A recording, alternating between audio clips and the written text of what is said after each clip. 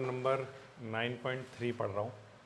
The perpendicular from the centre of a circle to a chord bisect the chord. देखो, मान लो बच्चों, ये एक सर्कल है, इस सर्कल का ये सेंटर है O, ठीक है, और इस सर्कल में कहीं पर भी कोई एक कॉर्ड बनी हुई है। वो कॉर्ड ये बनाई मैंने, कॉर्ड का नाम रखा मैंने ए बी कॉर्ड, ठीक है।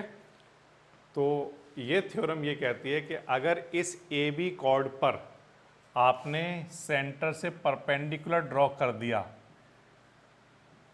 ठीक है, तो क्या होगा? तो आंसर है कि ये इस कॉर्ड को क्या कर देगा? बाइसेक्ट कर देगा। आपने परपेंडिकुलर ड्रॉ कर दिया, मान लो ये पॉइंट है M, तो ये क्या कर देगा? इसको, कॉर्ड को बाइसेक्ट का मतलब दो इक्वल पार्ट में डिवाइड कर देगा, यानी कि AM और BM आपस में कैसे हो जाएंगे? इक्वल, ठीक है। ये हमें प्रूफ करना है। तो हमें गिवन क्या है पहले तो वो नोट कर लेते हैं।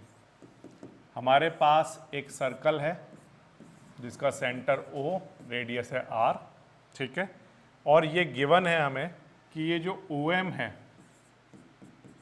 वो परपेंडिकुलर है किस पर? AB पर। और जो मुझे प्रूफ करना है वो ये कि अगर ये परपेंडिकुलर है तो AB बाइसेक्ट हो चुका होगा। इस बात का मतलब मैं प्रूफ करूंगा AM और BM आपस में इक्वल है, ठीक है। प्रूफ करना आसान है। देखिए कैसे करोगे प्रूफ। सबसे पहली बात तो ये कि सेंटर से अगर मैं A को ज्वाइन कराऊं, ठीक है, तो ये क्या है? एक रेडियस। सेंटर से B को ज्वाइन कराऊं तो ये भी क्या है? एक रेडियस। अब इस तरह से हमारे पास दो ट्रायंगल बनके तैयार हो गए। एक ट्रायंगल है OMA या OAM, ट्रायंगल का नाम है एक तो OAM, एंड एक और ट्रायंगल है हमारे पास, वो है ट्रायंगल OBM, ठीक है। इन दोनों ट्रायंगल को कॉन्ग्रुएंट प्रूफ करना है। कॉन्ग्रुएंट प्रूफ करना आसान है। देखो, इस वाले ट्रायंगल की अगर हम बात करें तो इस वाले ट्रायंगल में ये एंगल 90 डिग्री है, OMA, है ना? क्या एंगल है? OMA। और इधर वाले ट्रायंगल में OMB, ठीक है। यहां लिख लेना क्या? ईच 90 डिग्री लिख लेना, ठीक है। फिर इसके बाद बच्चों नेक्स्ट क्वांटिटी ये कि OA और OB ये दोनों में आपस में इक्वल हैं। क्यों? रेडियाई ऑफ सेम सर्कल,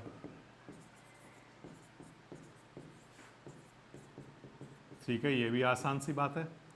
और तीसरी बात ये OM दोनों में कॉमन है।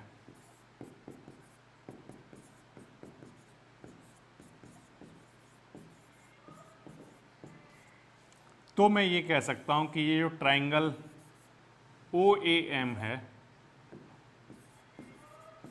ये कॉन्ग्रुएंट हो गया ट्रायंगल OBM के, ठीक है। ये दोनों ट्रायंगल कैसे हो गए? कॉन्ग्रुएंट। क्या क्या लिया? राइट एंगल लिया है, हाइपोटेनस लिया है और साइड ली है। तो रूल लग गया कौन सा? RHS rule. अगर ये दोनों ट्रायंगल कॉन्ग्रुएंट हैं तो बाय CPCT AM और BM आपस में इक्वल होंगे। AM इक्वल्स टू BM, ये हमने कहा बाय CPCT।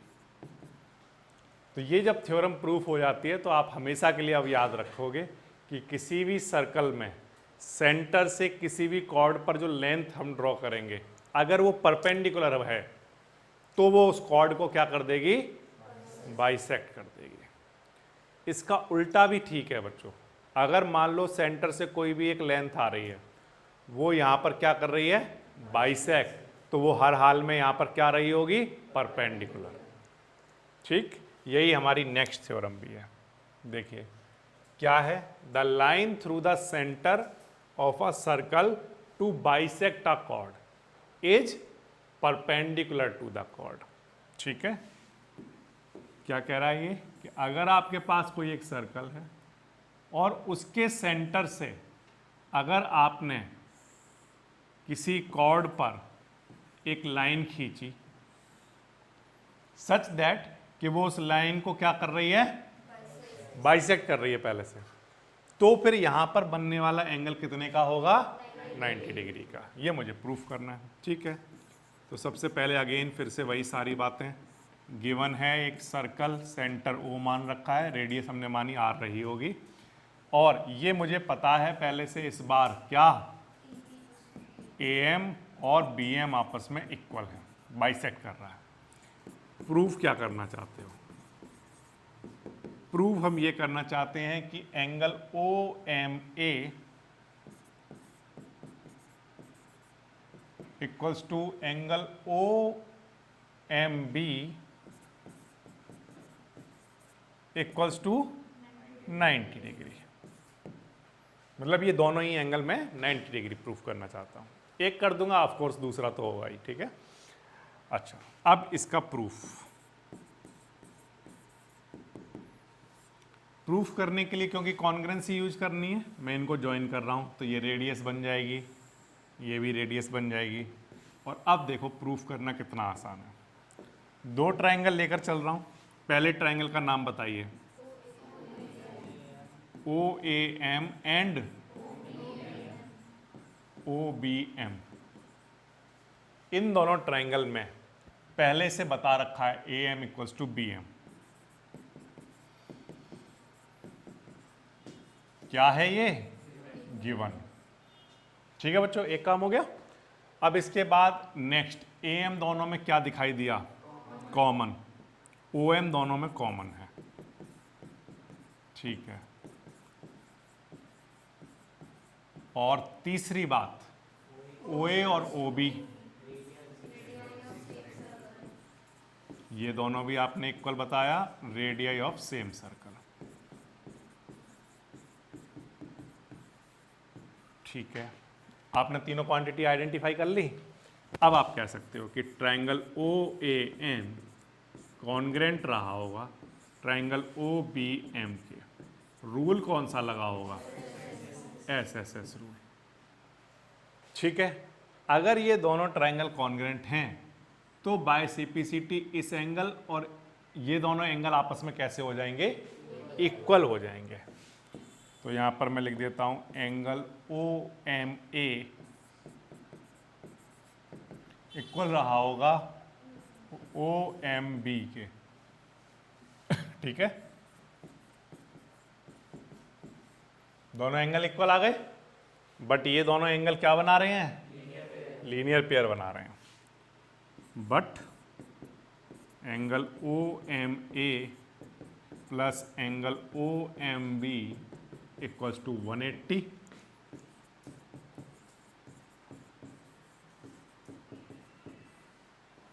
बट ये दोनों तो आपस में इक्वल भी हैं, यानी ईच एंगल कितने का हो गया, 90 डिग्री का। चाहो तो वहां पर करके भी दिखा देना उसको इस तरह से, OMA OMB को भी क्या लिख देना, OMA। ठीक है, और बन गया ट्वाइस।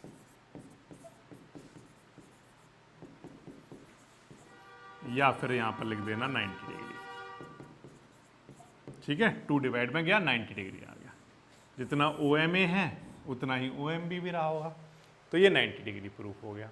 ठीक है, तो इससे ये पता चलता है, देखो प्रूफ करना आसान है तो उस पर मैं ज़्यादा वो कुछ नहीं कर रहा हूँ। दोनों ट्रायंगल को प्रूफ करना आसान है, ये कॉमन है, ये पहले से गिवन था, ये दोनों रेडियस हैं, कॉन्ग्रेंट हो गए। बाय सिम्प्लिसिटी ये दोनों एंगल आपस में इक्वल आ गए। बट ये दो लीनियर पेयर बना रहे हैं, तो इसका मतलब ईच एंगल 90 डिग्री का रहा होगा।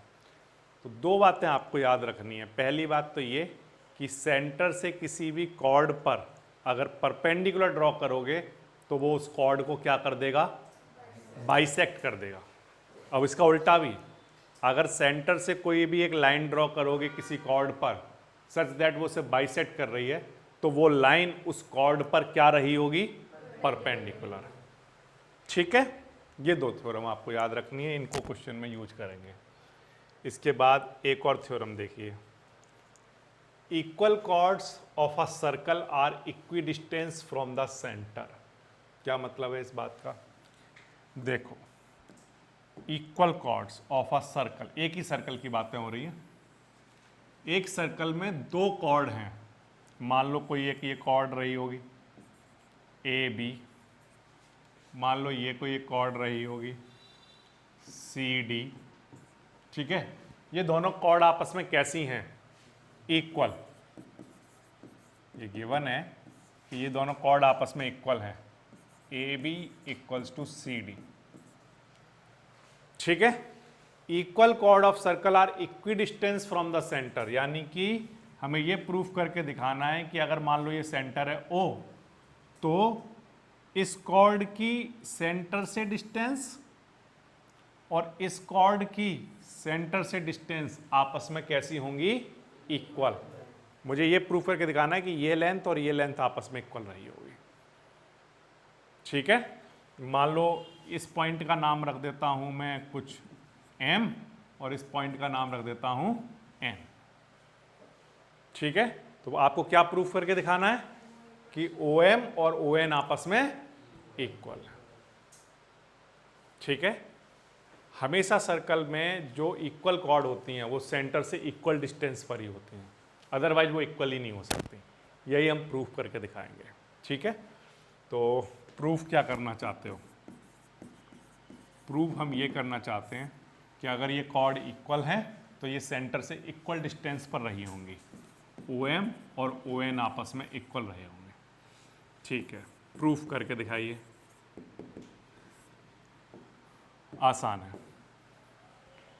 सबसे पहला काम तो ये बच्चों कि अगर मैं A से O को ज्वाइन कराऊं और O से B को ज्वाइन कराऊं, ठीक है, यहाँ पर रेडियस बन गई है, O से C और O से D, ये भी क्या बन गई? रेडियस, ठीक। अब हमारे पास दो ट्रायंगल हैं जिनको हम लेकर चल सकते हैं। तो कौन कौन से ट्रायंगल लेकर चल रहे हैं हम? ट्रायंगल का नाम है AOM एंड दूसरा ट्रायंगल का नाम है CON। इन दोनों ट्रायंगल में OA और OC आपस में इक्वल हैं। क्यों? Radius of same circle.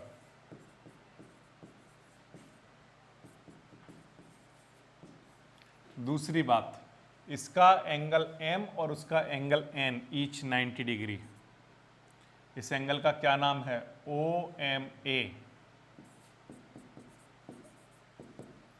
और इस एंगल का क्या नाम है? ONC। ये हैं ईच 90 डिग्री। और तीसरा AM इक्वल होगा किसके? CN के। क्या लिखोगे? Half of AB equals to half of CD, ठीक। अब ये दोनों ट्रायंगल कॉन्ग्रेंट हो गए। ट्रायंगल AOM क्या होगा? कॉन्ग्रेंट ट्रायंगल CON के। कौन सा rule? Right angle hypotenuse side.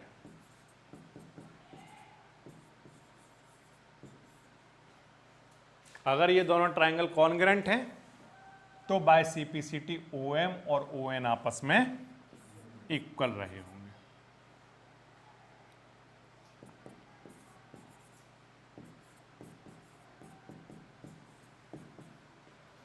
इससे ये प्रूफ होता है कि जो इक्वल कॉर्ड होती हैं वो सेंटर से कैसी होती हैं? इक्वल डिस्टेंस पर होती हैं, ठीक है। क्लियर है बात? ये तो हो गई। अब एक बात, अब इसकी दूसरी बात भी सुन लो आप, कि अगर कोई दो कॉर्ड हैं जो सेंटर से पहले से पता है कि इक्वल डिस्टेंस पर हैं, बनी हुई हैं, तो वो दोनों कॉर्ड आपस में इक्वल रही होंगी, ठीक है। अभी तो हमने ये पढ़ा कि ये कॉर्ड इक्वल हैं, तो हमने ये पढ़ लिया कि सेंटर से इक्वल डिस्टेंस पर होंगी। अब इसका उल्टा कि अगर दो कॉर्ड सेंटर से इक्वल डिस्टेंस पर हैं तो वो दोनों कॉर्ड आपस में इक्वल रही होंगी। यही हमारी नेक्स्ट थ्योरम है। क्या कह रहा है? Chords equidistance from the centre of a circle are equal in length, उनकी लेंथ आपस में कॉर्ड की इक्वल रही होगी। ठीक है, तो इसको प्रूफ करके दिखाओ, कैसे प्रूफ करोगे? तो ये एक सर्कल है और ये दो कॉर्ड हैं, ए बी और सी डी। एक कॉर्ड इधर बना लो जिससे थोड़ा फिगर भी बच्चों को आसान सा लगे, ए बी और सी डी ऐसा ले लो। ठीक है, और ये क्या है? Centre O. और ये बता रखा है कि ये जितनी डिस्टेंस पर है सेंटर से उतनी ही डिस्टेंस पर ये है, यानी कि ओ एम और ओ एन दोनों आपस में कैसे हैं? इक्वल। ये पहले से बता रखा है, ये दोनों कॉर्ड क्या हैं? सेंटर से इक्वल डिस्टेंस पर हैं। तो प्रूफ करके दिखाओ कि ए बी और सी डी आपस में इक्वल रहे होंगे। तो गिवन में तो हम ये लिखेंगे इस बार कि ओ एन और ओ एम आपस में इक्वल हैं, और प्रूफ में ये लिखेंगे कि प्रूफ करना है हमें ये दोनों कॉर्ड आपस में इक्वल रही होंगी। अगर सेंटर से इक्वल डिस्टेंस पर हैं तो ये कॉर्ड भी आपस में इक्वल रही होंगी। ठीक है, प्रूफ करना आसान है। कैसे करोगे प्रूफ? प्रूफ करने के लिए पहले एक काम करता हूं, यहां पर एक काम करते हैं, यहां पर 90 डिग्री, यहां पर 90 डिग्री। ठीक, अब दो ट्रायंगल लेकर चल लो। क्या क्या नाम है ट्रायंगल के? Triangle C O N and दूसरा एक और ट्रायंगल ले लो, ए ओ एम। ठीक है, ये दो ट्रायंगल ले लिए हमने। इन दोनों ट्रायंगल में ओ सी और ओ ए आपस में इक्वल रहे होंगे। क्यों? Radii of same circle.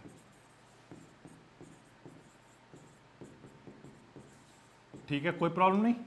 दूसरी बात ये, एंगल एम और एंगल एन ये दोनों आपस में इक्वल हैं, ईच 90 डिग्री। तीसरी बात ये कि ये दोनों आपस में इक्वल हैं, ये गिवन है, O N equals to O M given है। तो ये दोनों ट्रायंगल क्या हो जाएंगे? Congruent. Triangle C O N congruent हो जाएगा ट्रायंगल ए ओ एम के। रूल कौन सा लगा? Right angle hypotenuse side.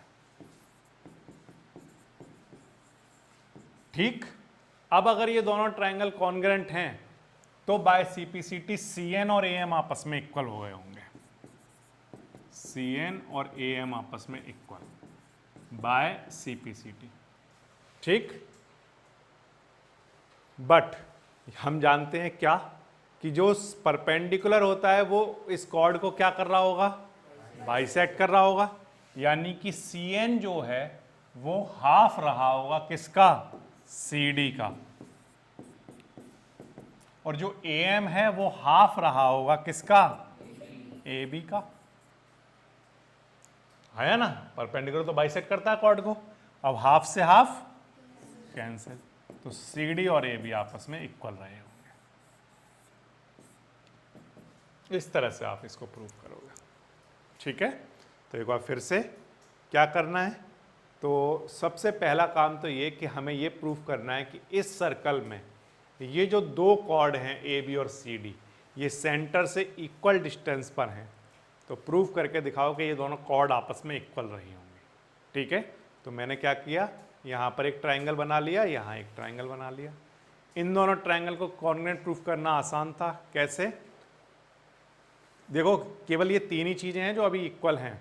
एक तो ये दोनों रेडियस इक्वल हैं और ये दोनों ईच 90 डिग्री। अभी सी एन और ए एम इक्वल नहीं है, तो इसलिए उसने क्वेश्चन में पहले से बता दिया क्या इक्वल है? ओ एम और ओ एम। तो फिर आर एच एस रूल लग गया, दोनों कॉन्ग्रेंट हो गए। तब बाय सीपीसीटी सी एन और ए एम इक्वल आ गए। बट क्योंकि हम जानते हैं, हमने थ्योरम पढ़ी है कि ये तो जो परपेंडिकुलर होते हैं वो कॉर्ड को बाइसेक्ट कर रहे होते हैं, बाइसेक्ट करने का मतलब इक्वल पार्ट में डिवाइड करते हैं, तो इसका मतलब जो CN है वो हाफ पार्ट रहा होगा CD का, और AM जो है वो हाफ पार्ट रहा होगा AB का।